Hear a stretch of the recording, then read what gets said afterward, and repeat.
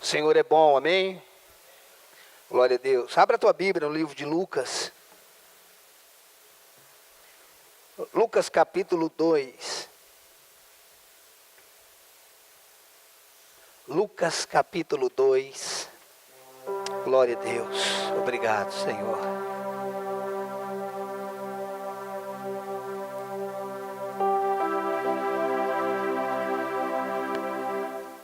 Lucas capítulo 2, versículo 41.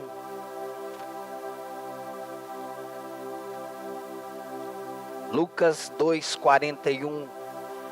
Quantos acharam? Amém? Ora, anualmente ia seus pais a Jerusalém para a festa da Páscoa. Quando ele atingiu os 12 anos, subiram a Jerusalém, segundo o costume da festa. Terminados os dias da festa, ao regressarem, permaneceu o menino Jesus em Jerusalém, sem que os seus pais o soubessem. Pensando, porém, estar ele entre os companheiros de viagem, foram o caminho de um dia e então passaram a procurá-lo entre os parentes e os conhecidos. E não tendo encontrado, voltaram a Jerusalém à sua procura. 3 dias depois o acharam no templo, assentado no meio dos doutores, ouvindo-os e interrogando-os. E todos os que ouviam muito se admiravam da sua inteligência e das suas respostas. Logo que seus pais o viram, ficaram maravilhados. E sua mãe lhe disse: Filho, por que fizeste assim conosco? Teu pai e eu, aflitos, estamos à tua procura. Ele lhes respondeu: Por que me procuráveis? Não sabeis que me cumpria estar na casa do meu pai? Não compreenderam, porém, as palavras que lhe dissera. E desceu com eles para Nazaré e era-lhe submisso. Sua mãe, porém, guardava todas essas coisas no coração. E crescia Jesus em sabedoria, estatura e graça diante de Deus e dos homens. Amém? É uma passagem muito conhecida nossa, mas com verdades muito profundas. Por que com verdades muito profundas? Porque a Bíblia fala da juventude de Jesus essa única vez, né? Dessa adolescência dele, essa única vez, quando ele tinha 12 anos, e a Bíblia vai se calar. E é um tempo de silêncio, né? Que os historiadores, eles falam alguma coisa sobre essa época que ele trabalhou e etc, etc. Mas a Bíblia, enfim, ela não fala nada do que Jesus fez nesses 18 anos, né? Dos 12 até os 30 anos. Sabe, queridos, é muito importante nós entendermos o tempo de se esconder. É muito importante quando nós entendemos o tempo de sair de cena.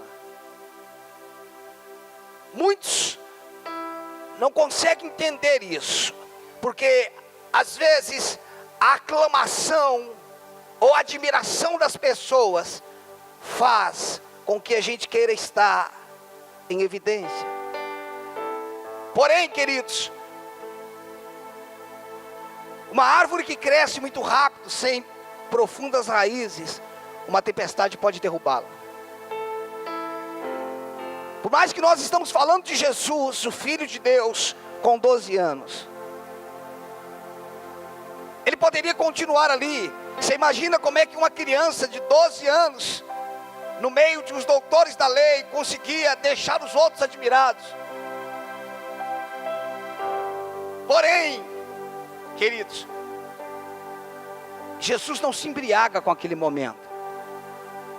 É muito importante quando nós entendemos os valores que nós precisamos percorrer, aquilo que precisamos valorizar na nossa vida.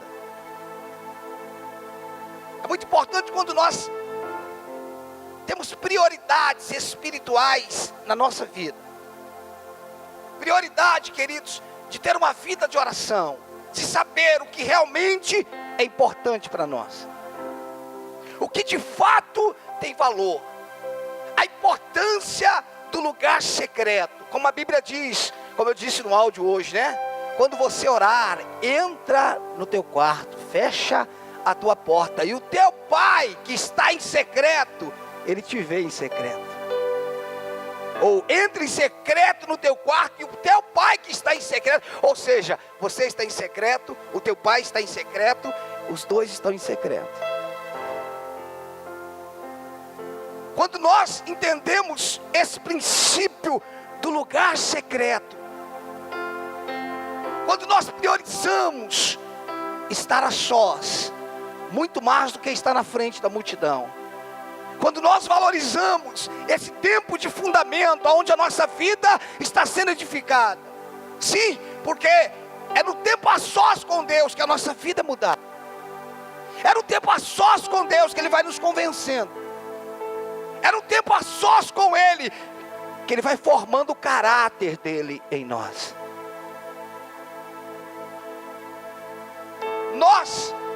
A nossa geração tem falhado porque nós somos rasos, nós somos superficiais, nós preferimos uma mensagem inteligente do que uma mensagem ungida. Nós estamos impressionados com a intelectualidade, mesmo quando ela é ausente de poder, quando ela é desprovida de qualquer presença, e nós ficamos impressionados. Por quê? Porque nós somos uma geração intelectual. O que nós queremos é informação. O que nos embriaga é informação, saber falar bem. Como eu tenho dito, a Bíblia, Jesus você conhece estudando, mas Cristo você só conhece através de revelação. Você pode estudar muito e ficar inteligente, mas só pode ter revelação através de um relacionamento, através de estar a sós com Ele. É muito importante quando nós descobrimos este lugar de edificação, um lugar, queridos, onde nós não temos pressa de sair. Você está entendendo? Não tenha pressa de sair deste lugar, porque Deus é o dono da sua vida e Ele é dono do tempo. Pastor, é que eu já estou ficando velho. Fala para Deus, Ele sabe quanto tempo você tem de vida. Nós não podemos esquecer que Jesus se preparou 30 anos para 3 anos e meio. A gente quer preparar 3 anos e meio para 100 anos. Você está entendendo? Jesus com os 12 anos, querido. Quando você começa a estudar, existe um pouco de discórdia no que eu vou falar, ou discrepância, quando eles falam entre 12 e 13 anos. Há quem diga 13, 12. Marcelo falou para mim que é com 13 anos. Já alguns dizem menina 13 e menino com 12. Ok, então tá certo. Menino com 12 anos, ele atinge a independência. Como é que está escrito aqui? Ele atinge, é uma transição que ele vive, tá? Segundo o judaísmo, a partir dos 12 anos, o adolescente alcança a maioridade na tradição da religião. Chama-se, é uma festa, Marcelo, é isso? É um reconhecimento chamado Bar Mitzvah. Eu acho que é isso, eu não falei em inglês, é isso. Ok? Quando atinge 12 anos, o que isso acontece, queridos? A pessoa, presta atenção, a pessoa passa a ser livre e responsável por seus atos. Com 12 anos, ela passa a ser livre e responsável pelos seus atos. A partir desse momento, não pode mais atribuir suas escolhas aos pais. Agora ele escolhe. Com 12 anos. Com quantos anos Jesus estava lá no templo? Com 12 anos. Os historiadores dizem que com 12 anos você pode manusear a Torá, se assim podemos dizer. Você pode falar, você pode fazer pergunta. 12 anos. Jesus estava lá com 12 anos. Isso é contexto histórico, ok? Ele estava lá, todo mundo se admirava dele. Ele com 12 anos, ele já tinha direito às escolhas. Há quem diga que antigamente se fazia com 30 anos.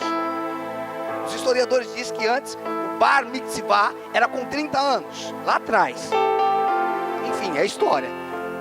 Mas Jesus com 12 anos, ele está lá no meio dos doutores. Queridos, uma criança não podia estar ali naquele meio. Não era simplesmente uma criança que entra no meio e começa a fazer pergunta e falar o que quer. Não. Todo mundo começa a se admirar dele. Ele já, segundo o contexto que eu tenho aqui, ele estava livre de atribuir as escolhas aos seus pais. Quando o seu pai e sua mãe os encontram, ou encontra. Sim ou não? E fala: filho, nós estamos preocupados com você. Por que você fez isso? E ele diz: por que vocês estavam me procurando? Convinha, ou não sabia que eu estava na casa do meu pai? E a Bíblia diz que ele desceu com eles para Nazaré. Jesus já sabia quem ele era. Ele sabia quem era o pai dele. Segundo esse contexto da festa, ele já estava livre de atribuir as suas escolhas aos seus pais. Não era que ele era independente, mas ele já estava livre. Agora você imagina ele sabendo que era o Filho de Deus. Preste atenção, queridos. E desceu com eles para Nazaré, e era-lhe submisso. Ele sabendo quem ele era, ele decide descer para Nazaré e ser submisso aos seus pais. Ele entende, ele viu que as pessoas ficaram impressionadas, mas ele entende que não é o tempo. Nós precisamos saber qual que é o tempo. Existe um tempo de se esconder, e existe um tempo de se manifestar. Existe um tempo, queridos, que Deus nos esconde. Existe tempo que Deus nos apresenta. Naquele momento as pessoas estavam impressionadas com Jesus com 12 anos, mas os céus não anunciou ele, porque não era tempo dos céus anunciar ele. As pessoas, elas podem estar impressionadas com a gente, mesmo quando o céu não nos anuncia. Agora, depois que ele volta para Nazaré, aparece o versículo 52 dizendo: e crescia Jesus em sabedoria. Ele se submete, ele desce para Nazaré com os pais. E aí o escritor diz: e crescia Jesus em sabedoria, estatura, em graça diante de Deus e diante dos homens. Ele se submete e ele começa a crescer. Tá, ele desceu, o que aconteceu? Ele foi crescer, irmãos, diante de Deus. Como é que se cresce diante de Deus? Nós crescemos diante de Deus quando nós desenvolvemos uma vida de relacionamento com Ele. Nós crescemos. Eu gosto muito quando a Bíblia diz: e andou Enoque com Deus. Eu gosto desse termo, e andou Enoque com Deus. Ele não foi ali com Deus, irmãos. Ele não passeou com Deus. Ele andou com Deus. Enoque andou com Deus e já não era. Eu, se fosse colocar na versão, eu colocaria já era. Porque é assim, quando você começa a andar com Ele, você já era, irmão. Ele começa a viver, Ele começa a reinar, Ele começa a mudar valores. Escute, homens inteligentes, eu não sou contra inteligente, eu gosto de pessoas inteligentes. Mas pessoas inteligentes tocam na alma das pessoas. Mas homens espirituais ativa o espírito das pessoas. Que essa geração precisa não é pessoas que saibam falar bem, mas pessoas que transmitem Deus. E nós não vamos encontrar Deus, meu irmão, numa sala de aula apenas. Podemos encontrá-lo lá também, mas não se limita a isso. Não vamos viver uma dimensão com Deus em 10 minutos de oração, ainda que você pode começar com 10. Não vamos viver um avivamento vivendo uma vida superficial de oração. Não conseguiremos, não subsistiremos às tempestades, aos levantes do nosso inimigo, se nós não tivermos firmado no Senhor. seremos embriagados, não resistiremos às aprovações, aos aplausos, às embriaguez, às plataformas do mundo, se nós não encontrarmos o lugar de plenitude, de satisfação, que é na presença dEle. Escute, queridos, quando os títulos, os cargos, as plataformas se torna mais atraente do que uma vida de oração, nós estamos na zona de perigo. Quando o reconhecimento, quando os aplausos, quando as plataformas nos atrai mais do que o nosso lugar secreto, nós estamos na zona de perigo. Porque significa que nós estamos buscando aquilo. E quando nós estamos buscando aquilo, queridos, nós não estamos prontos para aquilo. Você sabe quando é que nós estamos prontos para viver neste lugar? Quando tudo que nos satisfaz é a presença dEle. O que a igreja precisa aprender, o que nós precisamos vencer, o que nós precisamos é parar de procrastinar. Nós precisamos deixar, queridos, as coisas supérfluas do lado. E nós precisamos priorizar um tempo de qualidade com o Senhor. Pastor, quanto tempo é esse tempo de qualidade? O suficiente para que você fale e ouça. Para que você ouça e fale. Esse é o tempo suficiente. Enquanto nós não entendermos isso, igreja, tudo que nós teremos é uma igreja rasa, uma igreja que faz barulho, mas ela não tem essência.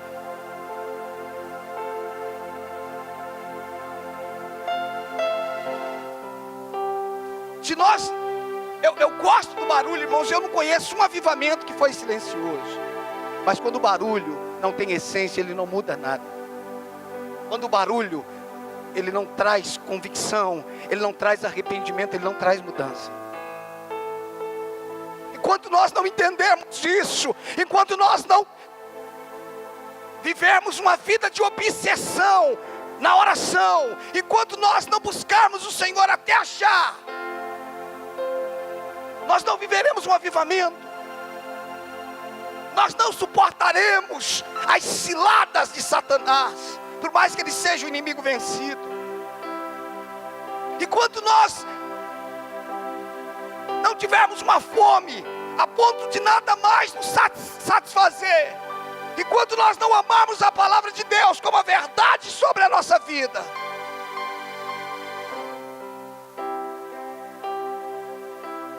Jesus foi se esconder, irmãos. Ele sabia quem ele era. Eu não sei se com 12 anos, sabendo quem eu era, irmãos, eu ia me esconder.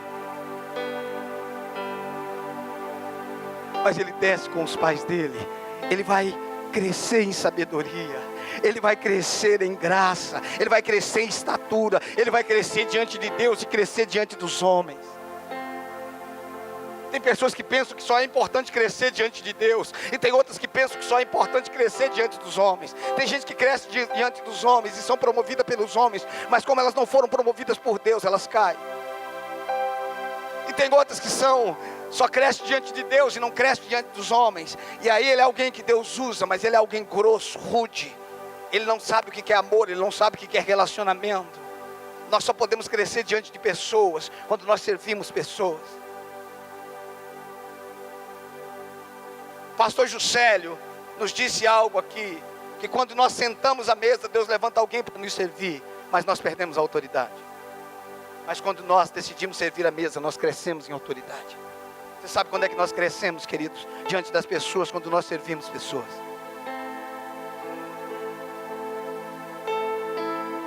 Às vezes nós queremos ser servidos, por isso que nós não crescemos em autoridade. Porque Deus sempre vai levantar alguém para nos servir, mas a autoridade está sobre quem está servindo, não sobre quem está sendo servido. Enquanto nós não entendermos isso, queridos, precisamos crescer diante de Deus em primeiro lugar, e Deus vai nos colocar diante de pessoas para nós servirmos. nós precisamos queimar, nós precisamos desejar, nós precisamos encontrar um lugar onde a presença de Deus inunde todo o nosso ser. Nós precisamos de um lugar onde os enganos da nossa alma sejam revelados, onde a duplicidade do nosso coração seja revelada, onde, como a Bíblia diz, acende a luz em meio às trevas.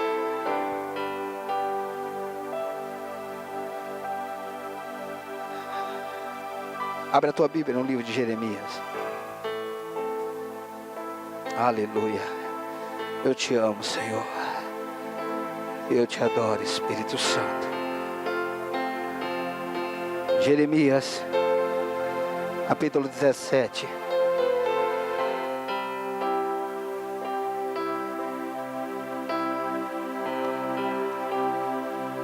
Se nós soubéssemos o quanto é perigoso,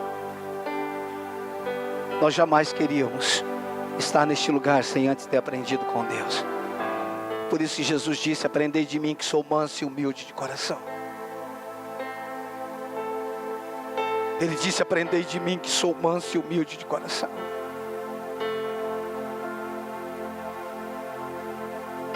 Eu creio, queridos, que Deus está levantando uma geração que não está atrás da plataforma. Parece difícil acreditar nisso, pastor, mas eu creio que tem gente que Deus está levantando, que prefere estar com Ele. Existem pessoas que vão ser chamadas não porque elas querem, mas porque Deus quer que elas sejam chamadas. Não é que elas estão procurando uma porta aberta, Deus vai abrir a porta para elas entrarem. Mas são pessoas que não vão se embriagar e não vão se perder, porque elas encontraram a pérola de maior valor, que é a presença dEle. Escute, meu irmão, olhe para mim. Você não viverá um avivamento, eu não viverei, nós não viveremos um avivamento sem uma vida de oração, sem uma vida intensa, sem uma vida de entrega, sem um coração quebrantado e apaixonado. Tudo que nós teremos, queridos, são momentos.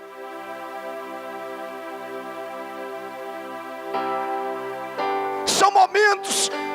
E o momento passou, acabou. Mas existem pessoas, queridos, que estão com uma sarça. Elas se queimam, mas elas não são consumidas. É esse tipo de gente que Deus quer levantar. Eles estão incendiados, o fogo não consome eles, porque eles estão incendiados pela glória de Deus. Eles não estão preocupados com o seu nome. Eles não estão preocupados se eles vão pregar em igreja grande ou pequena, por onde eles passam. A glória de Deus é liberada, a fome por Deus é manifesta. Aleluia, já começou a chorar, ficou bom. Jeremias 17, verso 7, amém? Jeremias 17, verso 7. Bendito o homem que confia no Senhor e cuja esperança é o Senhor. Quantos podem dizer amém? Bendito é o homem que confia no Senhor e a sua esperança é o Senhor. A nossa esperança para o Brasil é Jesus, irmãos.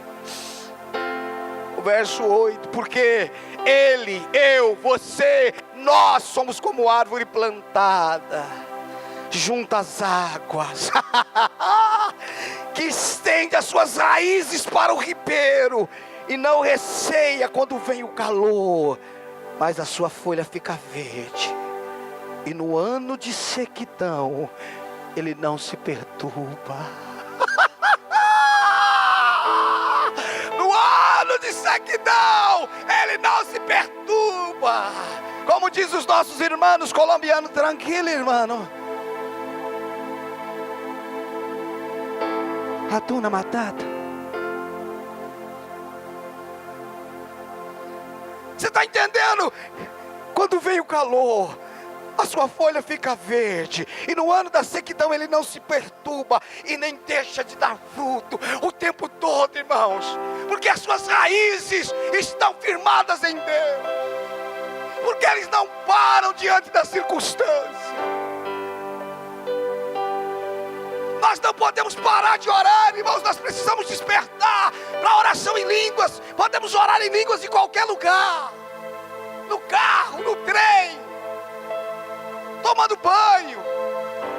limpando a casa, lavando roupa, o quintal, e você está lá, xandaralabacanto, rebacalamassu, randaralababaranto, edificando o seu espírito, aquietando a tua alma. Irmão, vai chegar um dia, está chegando o dia que você vai falar assim: louvado seja Deus por todos esses anos de edificação.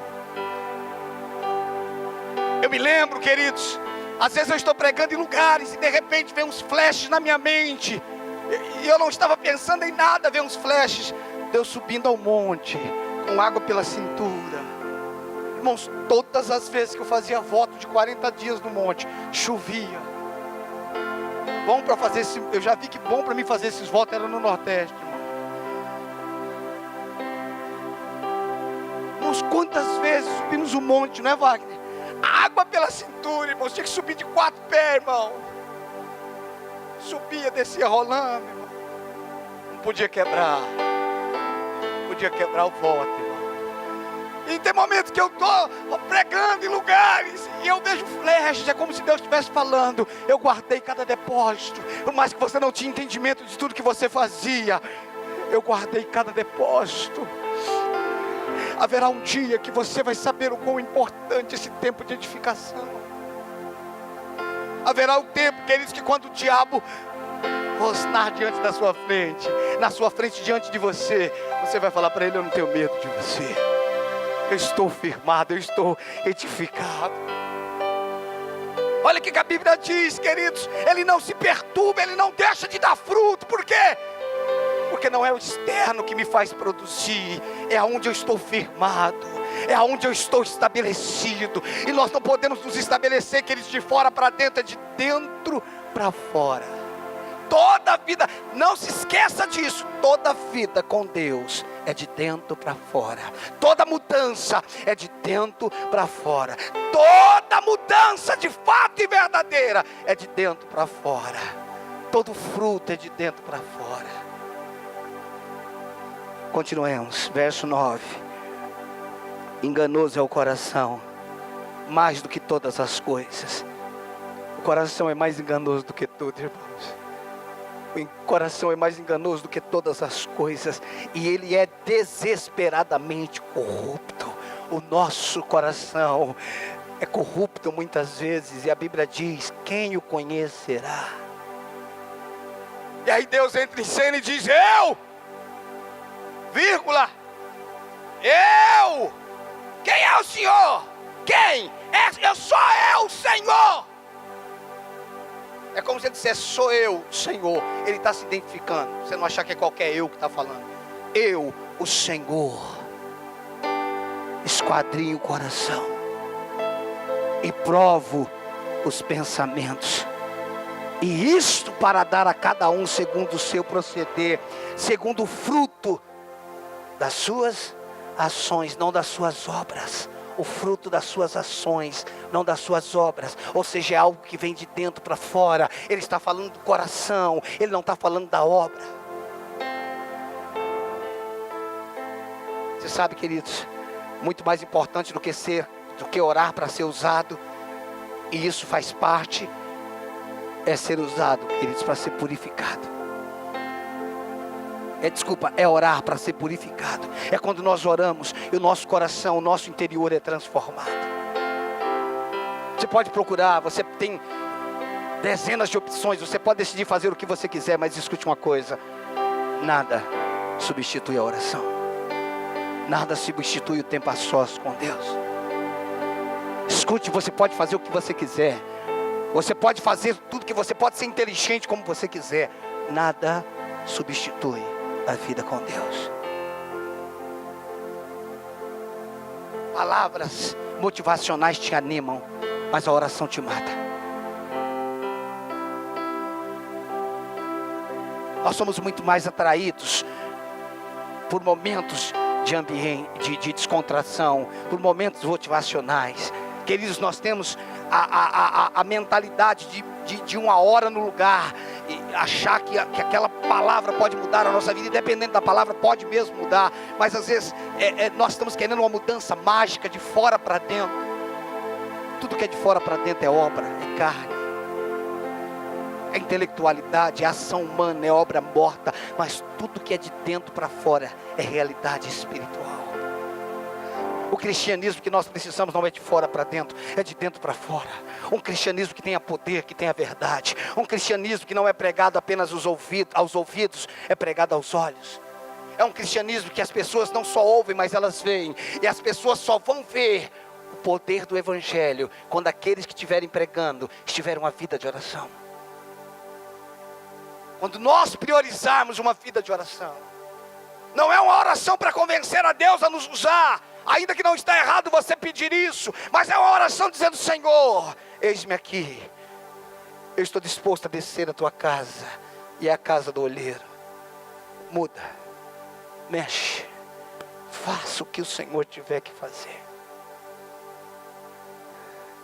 Me esconda. Lembra da música antiga do David Keelan? Esconda-me na nuvem. Esconda-me na nuvem. Tudo que nós precisamos, querido.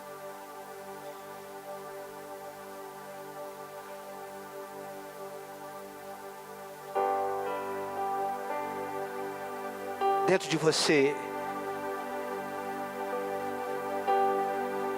existe uma verdade. Dentro de você existe um propósito. Dentro de você existe uma realidade espiritual. Dentro de você existe uma dimensão, que é a dimensão de Deus no seu espírito. Dentro de você está pronto o que Deus tem para você. Dentro de você está pronto quem você é em Deus. Porém, isso que está pronto, quem nós somos, precisa passar pela nossa alma, pelas nossas vontades, pelas nossas emoções. Nós precisamos ser vencidos pela vontade de Deus. Nós precisamos ser vencidos, irmãos. Nós precisamos de um lugar a sós, a ponto de sermos nocauteados. A ponto de sermos nocauteados, irmos à lona. Precisamos de um lugar como Jacó, o val de Jaboque, onde ele lutou a noite inteira, irmãos. E de manhã, a questão não é que ele tinha vencido a luta, é que ele não era mais o mesmo. Porque o problema não é quando a gente vence a luta, é quando a gente vence a luta e continua o mesmo. Os nossos maiores problemas, querido, não são as lutas que nós temos enfrentado, mas as bênçãos que nós não temos entendido. Porque tudo que nós queremos é um resultado, é uma vida tranquila, mas isso não tem transformado as nossas vidas. Isso não tem transformado os lugares por onde nós temos passado. Eu tenho crido que Deus quer levantar pessoas que ao entrar no lugar, vai transmitir a glória de Deus. Eu tenho crido que Deus quer levantar pessoas que ao entrar no lugar, demônios vão se manifestar, porque a presença de Deus será real. Irmãos, eu tenho certeza que a vida de Deus está dentro de você, tão real quanto um dia ela esteve na terra 2000 anos atrás. Ele estava num corpo, agora ele está em outro corpo. Ele está em você. E creio eu que ele está dizendo: eu quero me manifestar. O que Paulo disse na altura, certa altura da sua vida? A vida que eu vivia na carne, agora eu vivo pela fé no Filho de Deus. Paulo disse: eu tenho como perda todas as coisas. Eu tenho como perda todas as coisas para que eu possa conhecer a Cristo.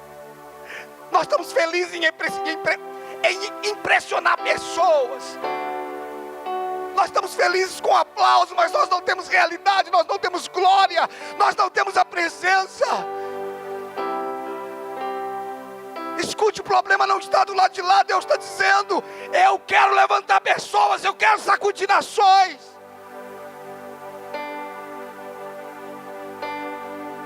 A questão é: quem vai crescer diante de Deus e dos homens? Escute, queridos, um fruto amadurecido de forma errada, ele até dá para desfrutar, mas ele não tem o mesmo sabor.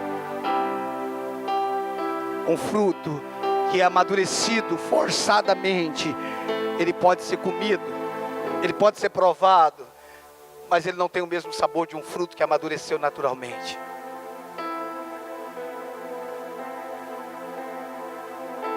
Abra a tua Bíblia no livro de Mateus.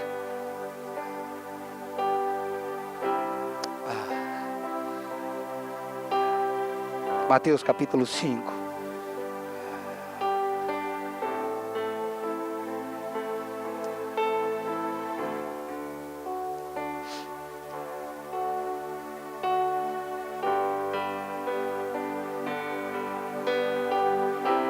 Mateus 5, acharam? Verso 14.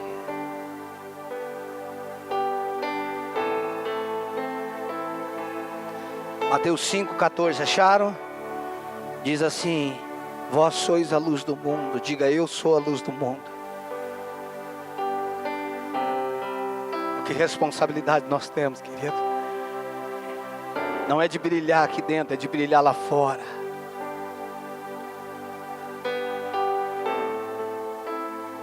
Nós não deveríamos pensar que brilhamos quando pregamos. Nós deveríamos pensar que brilhamos, ou deveríamos brilhar quando andamos. Em qualquer lugar que nós entrássemos, as pessoas de alguma maneira, de preferência com a nossa boca fechada, elas perceberem, não através de uma roupa ou de uma linguagem religiosa, mas através de uma paz, mas através de uma presença.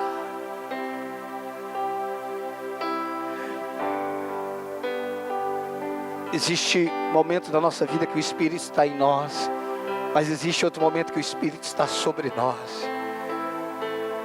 A nossa questão não é o Espírito em nós, porque todos nós temos o Espírito Santo. A questão é o Espírito sobre nós. Todo mundo que reconhece a obra redentora do Calvário tem o Espírito dentro de si. O Espírito está em todos, mas ele não está sobre todos. Eu creio, queridos, que à medida que nós vamos crescendo no nosso relacionamento,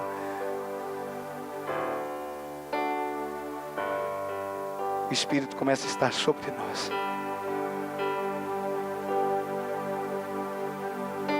No deserto eles tinham a nuvem sobre eles, estava sobre eles. Nós precisamos da presença sobre nós. Nós precisamos implorar e dizer: Senhor, manifesta a tua glória. É muito mais do que uma noite de culto, é muito mais do que 2 horinhas de culto, é muito mais do que quarta, domingo, é muito mais do que um grupo familiar. É fome, é sede, é paixão.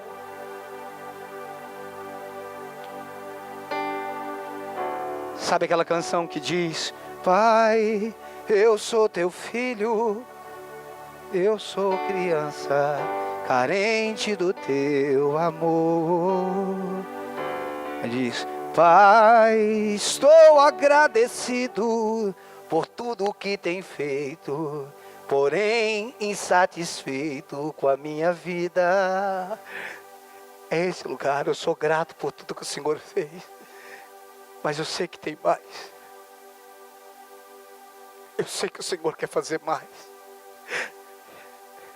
Eu sei que se o Senhor levantar um homem e uma mulher neste lugar, um único homem, uma única mulher pode sacudir uma nação. Eu sei que pode sacudir nações, porque ninguém consegue segurar um homem e uma mulher. Deixa eu te falar uma coisa, queridos. Elias não foi tremendo? Foi ou não foi? Procura ele lá em Hebreus 11.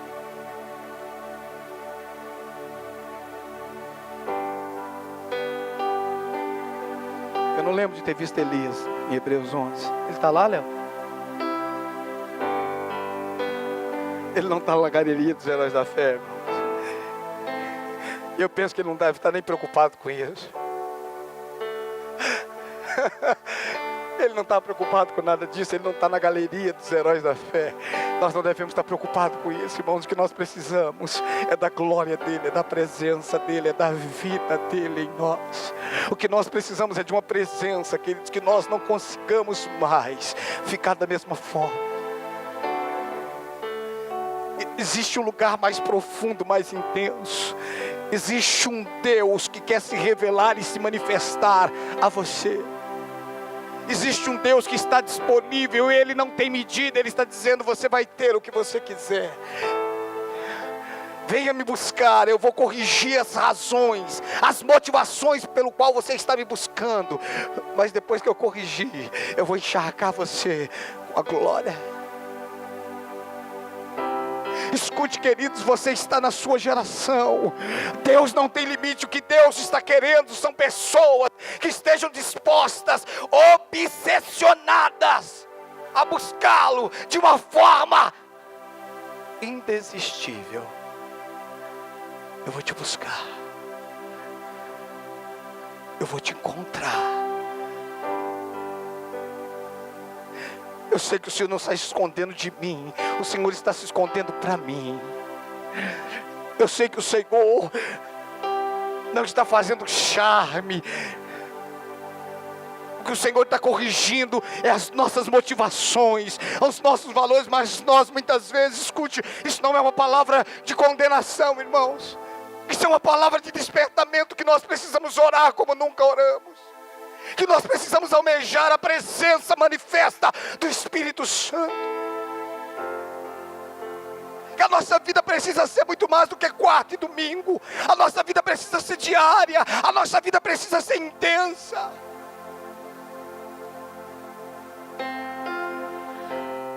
Continuemos lendo. Vós sois a luz do mundo. Não se pode esconder a cidade edificada sobre o monte. Não se pode esconder uma cidade edificada. Diga comigo: não se pode esconder uma cidade edificada. Não se preocupe com aparecer. Se preocupe em se edificar. Porque depois que você estiver edificado, ninguém pode te esconder. Não se preocupe em aparecer. Se preocupe em se edificar. E quando nós estivermos edificados, é impossível ficar escondido.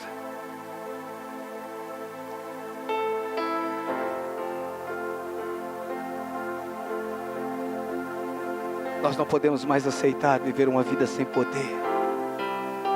Nós não podemos mais aceitar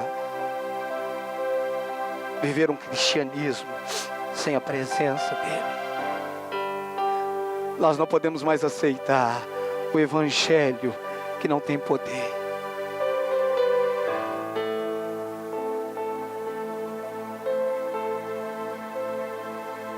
Você pode usar a estratégia que você quiser.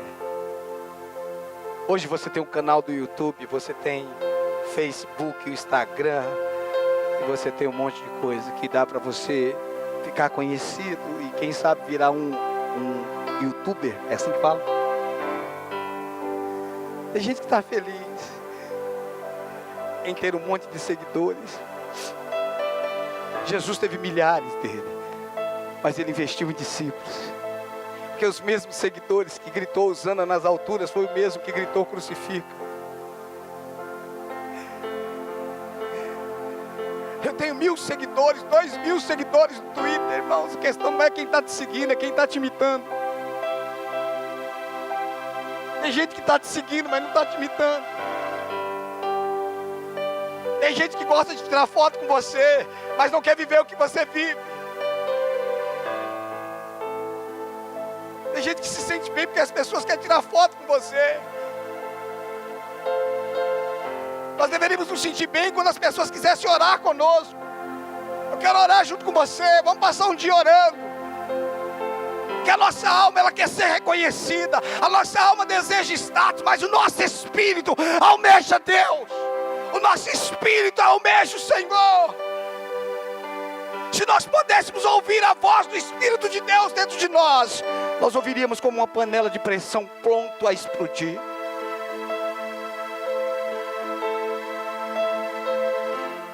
Quem Deus vai levantar nessa geração? Quem será o homem, a mulher, o jovem que vai abrir mão de qualquer coisa, que vai abnegar qualquer coisa, simplesmente para viver a glória do Senhor? E ainda que ele não tenha nada nessa terra, ele terá tudo que o mundo precisa. Ainda que ele não tenha nada que o mundo tem, ele terá tudo que o mundo precisa, a presença, a glória. O que as pessoas precisam é da glória manifesta do Senhor. O que o mundo precisa é da realidade espiritual fluindo através de nós. Mas sem uma vida de oração, sem uma vida de entrega, sem um crescimento diante de Deus, nós não chegaremos a lugar nenhum. Você sabe por que muitas vezes nós conseguimos viver uma vida contínua do pecado? Queridos, quando alguém... Deixa eu tentar fazer uma tese aqui, talvez não seja nem real. Mas eu vou dizer o que eu creio, que quando alguém caiu, antes de cair do pecado, caiu em não orar. Ou, a não ser que essa pessoa estava orando simplesmente entre ele e ele mesmo, e não Deus. Porque quando eu estou na presença dele, quando eu estou num relacionamento onde ele tem liberdade para ser o Senhor da minha vida, onde ele tem liberdade para transformar a minha vida. Eu sei, queridos, que você, eu creio que você está salvo nessa noite, amém? Mas eu não estou falando de salvação. Eu estou falando da glória de Deus na terra. Eu estou falando da manifestação do reino. Eu estou falando de uma vida relevante. Eu estou falando de uma vida que faz a diferença. Eu estou falando de uma vida que vale a pena ser vivida.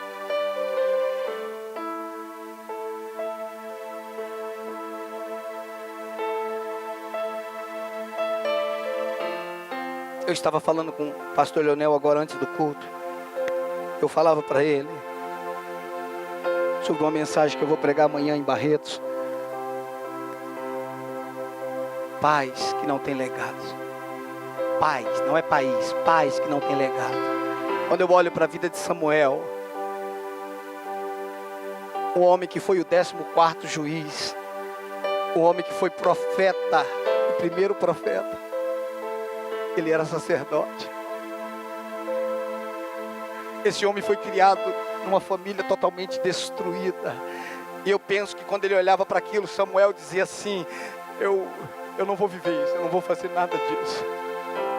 E de fato, ele não fez nada disso. Pensa num homem irrepreensível, um homem intocável na sua conduta moral, ética, todas as áreas da vida de Samuel, ele era intocável. Mas quando ele está velho, os anciãos de Israel se ajuntam a ele e diz para ele: Samuel, você já está velho, os seus cabelos estão grisalhos e os seus filhos não andam nos seus caminhos. E aí quando você vai estudar sobre os filhos de Samuel, era a mesma coisa dos filhos de Eli. Eles tinham se inclinado em busca de dinheiro. O pai era irrepreensível, mas os filhos não tinham recebido o legado do pai. O que acontece, queridos? Acontece que Samuel morreu. E eu nunca mais, se alguém tem notícia, me fale aqui agora. Eu nunca mais tive notícia dos filhos de Samuel. Alguém teve? Sabe o que aconteceu com eles? Mas quando eu olho para Samuel, eu vejo um homem de transição. Ele era sacerdote, ele era profeta, ele era juiz. Ele não era rei, mas ele tinha um cargo político. Ele não se corrompeu. Ele não negociou. Antes de proclamar Saul como rei, ele reúne o povo e diz: de quem aqui que eu peguei o cordeiro ou o boi? De quem aqui que eu julguei injustamente? Todos disseram: você não tem nada, Samuel. Ele falou: o Senhor seja a nossa justiça acerca disso. O Senhor possa ser lá. Ele não tinha feito nada de errado, irmãos. Ele era o cara, podemos assim dizer, mas ele não tinha deixado um legado. Nós não precisamos só de homens que não errem. Nós precisamos de homem que não erre, mas que inflame a próxima geração. Porque Samuel morre e ninguém continua. E aí se levanta Saul. Por que se levanta Saul? Porque faltou legado. Porque não foi transmitido. Sabe Por quê, irmãos? Porque tudo que nós estamos pensando para os nossos filhos é um futuro de sucesso na terra. Tudo que nós estamos pensando é numa vida bem sucedida de faculdade, de um bom emprego, para que eles vivam bem. Nós estamos preparando ele para a terra, mas não para manifestar os céus. Eu não sou contra os nossos filhos, até porque isso glorifica o Senhor se eles forem bem empregados. Eu creio que Deus quer levantar, mas a questão é quais são a nossa preocupação com os nossos filhos. Que ele não passe necessidade. A maior necessidade dele pode não ser financeira, mas pode ser miséria espiritual.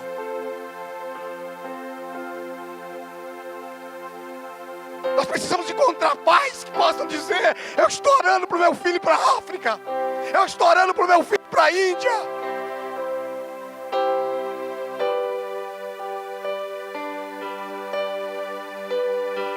Sabe por quê? Porque nós estamos contaminados com o capitalismo.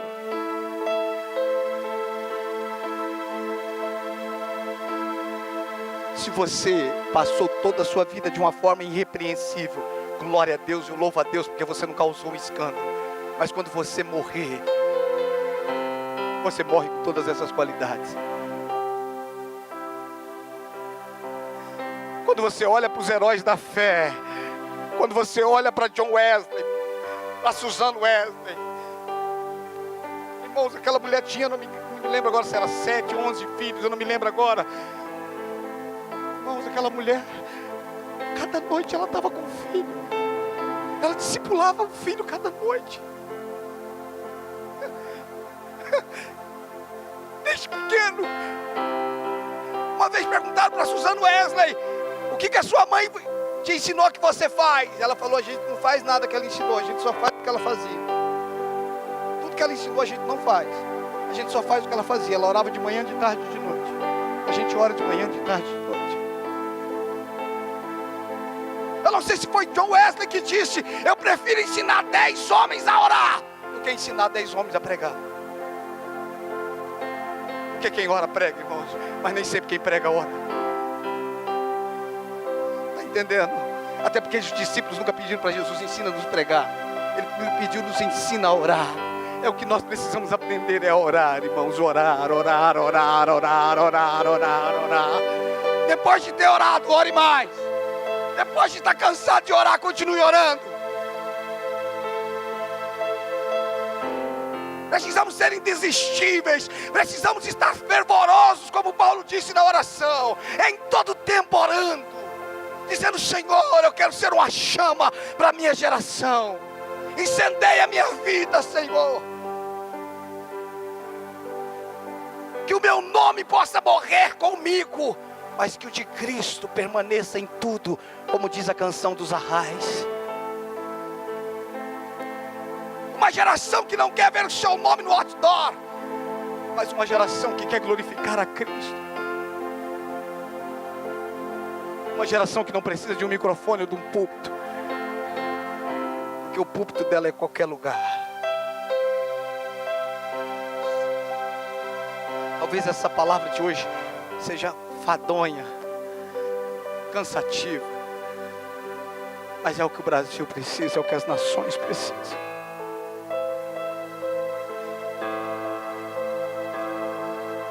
Talvez o que nós estamos buscando é uma palestra de motivação, como ser bem sucedido, como ser... Hoje eu vi uma palestra na internet, eu só vi o nome, só a chamada. Eu não assisti a palestra, e a chamada era o seguinte: como ser um vendedor irresistível. Uau! Quase que eu entrei para assistir.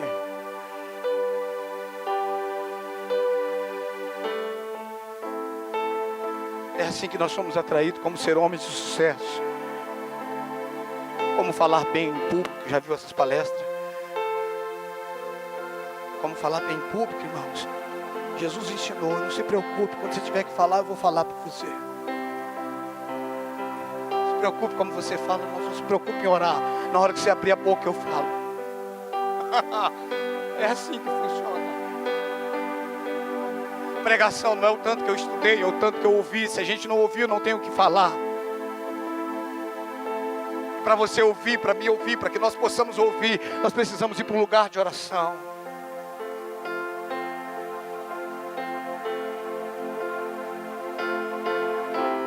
Sabe, pastor, talvez você esteja pensando: eu trabalho tantas horas por dia, a minha vida é mais corrida. Escute, isso não justifica a tua miséria espiritual. Isso não justifica a nossa pobreza espiritual. Porque nós não precisamos estar fora de uma vida secular. Essa palavra até mudou para mim, porque para mim secular ou integral, esse negócio para mim de ser secular e integral, para mim mudou. Para mim ser integral é ser íntegro. A gente pensa que ser integral é não viver mais fora, né? Não, ser integral é ser íntegro. E você pode ser íntegro trabalhando secularmente. Você pode ser íntegro sendo um empresário. Você pode ser íntegro sendo um professor. Você pode ser íntegro sendo um diretor, desde que você esteja íntegro naquilo que Deus te chamou para fazer. Porque Deus quer colocar homens dele no meio do futebol, no meio das empresas. Deus quer colocar homens dele no meio do negócio.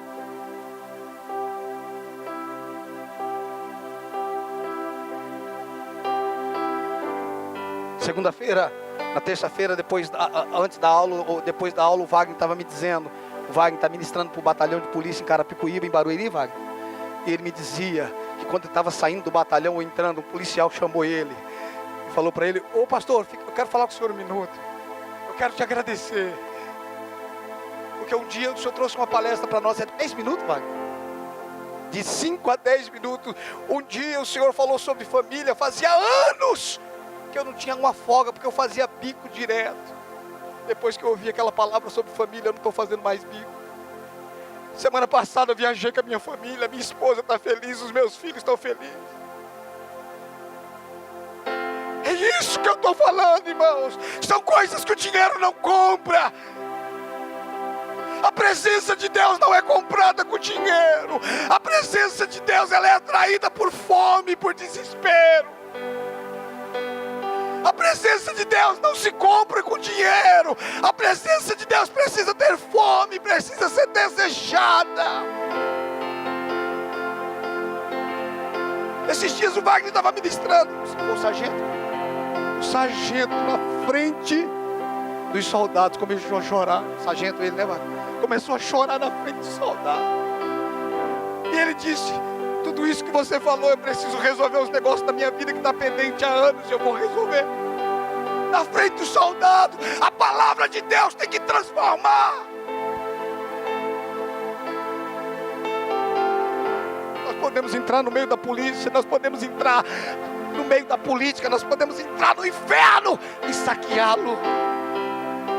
Desde que nós estejamos cheios da glória de Deus, desde que nós estivermos comprometidos com uma vida de oração, desde que a presença de Deus seja maior do que tudo na nossa vida.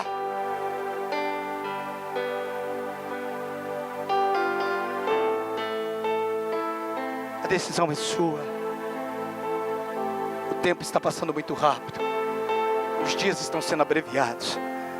A tua vida está passando. Daqui a pouco você já não tem mais esses 18, 20, 30, 40 anos.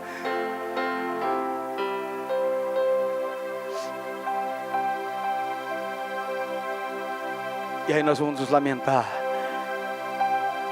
por ter desperdiçado a nossa vida naquilo que não era o propósito de Deus para nós.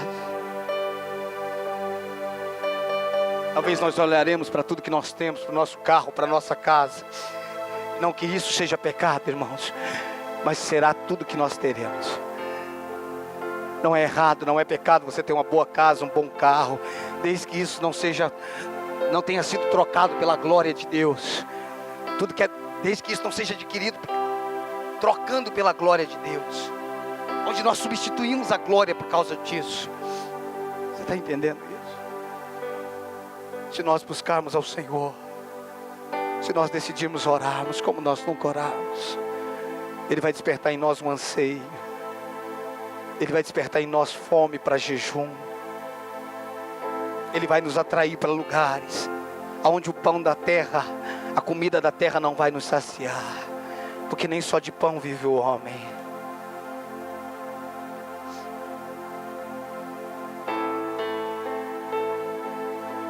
Não se pode esconder uma cidade edificada.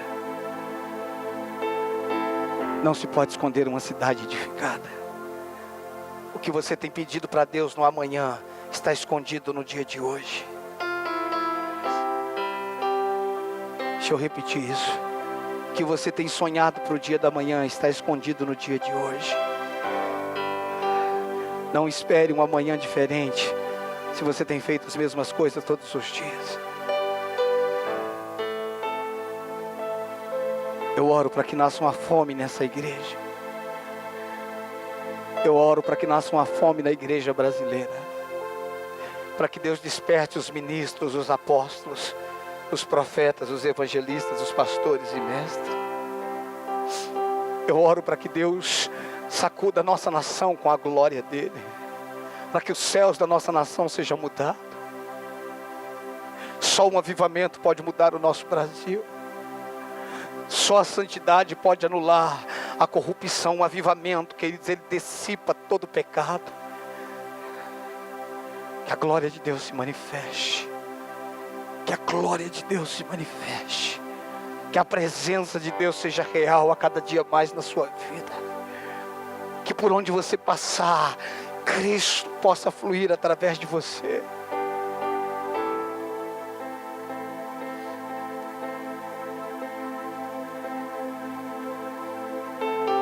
Pastor, onde eu trabalho eu não posso falar de Jesus. Você não precisa falar. Eles podem impedir você de falar, mas eles não podem impedir você de manifestar. Aqui é proibido falar de religião. Ok, eu também não tenho. Manifesta Jesus com a sua vida, com o seu caráter.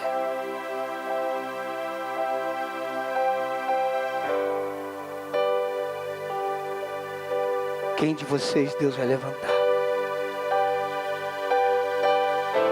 Quem será que vocês serão amanhã?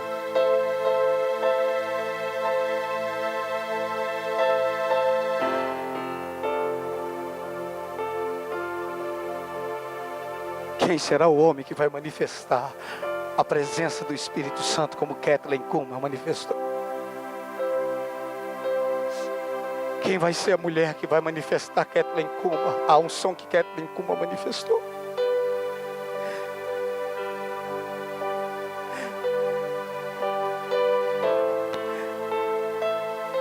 Quem vai buscar o Senhor de uma forma desesperada? Escute, tudo que eu posso fazer nessa noite é falar, mas eu não posso levar você a orar. É uma decisão sua. Eu só quero te dizer uma coisa: Deus está nos chamando para este lugar. Você sabe por que eu falo que a oração é um lugar de morte? Porque você não começa a orar hoje e as coisas acontecem hoje. Não acontece numa semana, não acontece num mês. Sabe, querido, depois de um mês de oração, a gente já está agoniado, cansado, dizendo: isso não funciona. Quem está orando em línguas há muito tempo sabe que às vezes diz: parece que nada está acontecendo. Irmão, não se pode esconder uma cidade edificada. A água está subindo, irmãos. As águas estão subindo, as águas estão subindo, as águas estão subindo. Quando você menos perceber, irmãos, ela vai transbordar. Ela vai transbordar. Quem bebe, queridos, da água dele, quem beber da água que ele lhe der, além de saciar a sua sede do seu interior, rios de águas vivas fluirão.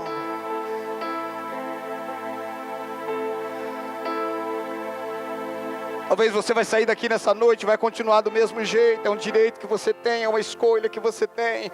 Essa não é uma palavra, como eu já disse, de condenação. Mas eu creio no meu coração que pessoas podem ser despertadas nessa noite para uma vida de oração. Deixa eu repetir mais uma coisa. A oração tem que ser o lugar mais atrativo da nossa vida. A oração tem que ser o lugar mais prazeroso da nossa vida. A presença de Deus deve ser o lugar mais desejável da nossa vida.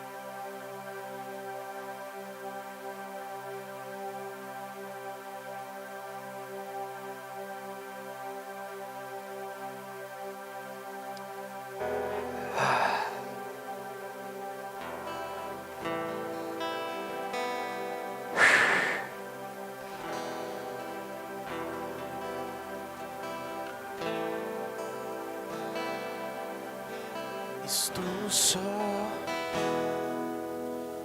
posso ouvir a tua voz. Meu coração é teu, quero em teus braços descansar. Sou seu filho e é bom estar contigo como filho que sente a presença do Pai ao seu redor. Ao seu redor